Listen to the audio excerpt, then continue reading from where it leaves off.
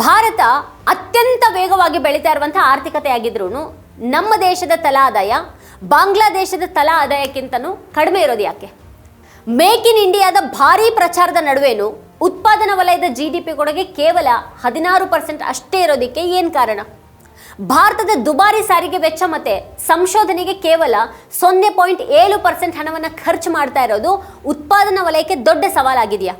1960ರಲ್ಲೇನೆ semiconductor chip ಉತ್ಪಾದನೆಯಲ್ಲಿ ಮುಂಚೂಣಿಯಲ್ಲಿದ್ದಂಥ ಭಾರತ ಇವತ್ತು ವರ್ಷಕ್ಕೆ 2 ಲಕ್ಷ ಕೋಟಿ ರೂಪಾಯಿ ಮೌಲ್ಯದ ಚಿಪ್ಗಳನ್ನು ವಿದೇಶದಿಂದ ಆಮದು ಮಾಡಿಕೊಳ್ಳುವಂಥ ದೈನೇಶ ಸ್ಥಿತಿಗೆ ತಲುಪಿದ್ದು ಹೇಗೆ?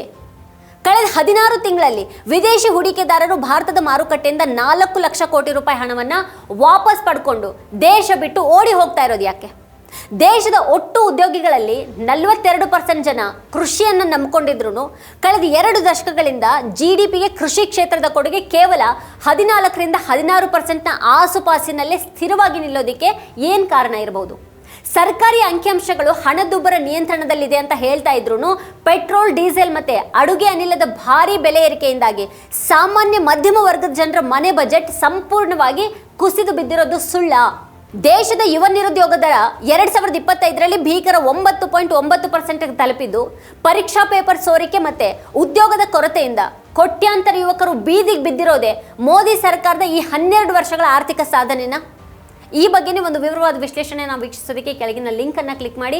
ನೀವಿನ್ನೂ ಅರ್ಥಭಾರತಿ ಚಾನಲನ್ನು ಸಬ್ಸ್ಕ್ರೈಬ್ ಮಾಡಿಲ್ಲ ಅಂತ ಅಂದರೆ ಈ ಕೂಡಲೇ ಸಬ್ಸ್ಕ್ರೈಬ್ ಮಾಡಿ, ಹಾಗೆ ಪಕ್ಕದಲ್ಲೇ ಇರುವಂಥ ಬೆಲ್ ಐಕಾನ್ನ ಪ್ರೆಸ್ ಮಾಡಿ ನಮ್ಮನ್ನು ಪ್ರೋತ್ಸಾಹಿಸಿ. ಮತ್ತು ನಮ್ಮ ಎಲ್ಲ ವಿಡಿಯೋಗಳನ್ನು ಮಿಸ್ ಮಾಡ್ದೇ ಕೊನೆವರೆಗೂ ನೋಡಿ. ಅದ್ರ ಕುರಿತಾಗಿ ನಿಮ್ಗೆ ಏನು ಅನಿಸುತ್ತೆ, ಏನು ಅಭಿಪ್ರಾಯ ಇದೆ ಅದನ್ನು ವಿಡಿಯೋ ಕೆಳಗಡೆ ಕಮೆಂಟ್ ಮಾಡಿ. ಮತ್ತು ನಿಮ್ಗೆ ಇಷ್ಟವಾದಂಥ ವಿಡಿಯೋಗಳ ಲಿಂಕನ್ನು ನಿಮ್ಮೆಲ್ಲ ಬಂಧು ಮಿತ್ರರಿಗೆ ಶೇರ್ ಮಾಡಿ. Thank you.